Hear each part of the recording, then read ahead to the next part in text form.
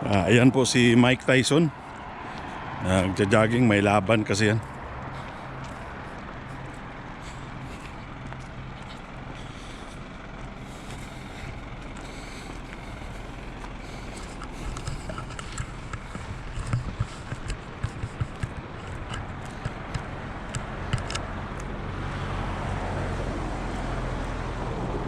Ayan, good morning mga idol.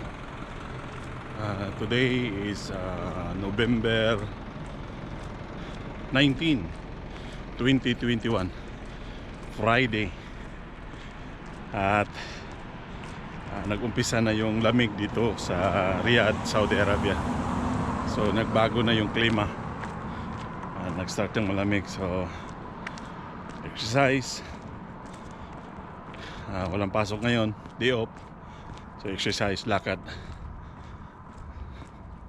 So kumusta mga buhay-buhay natin dyan?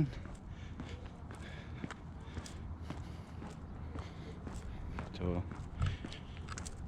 ito yung way namin na malilibang.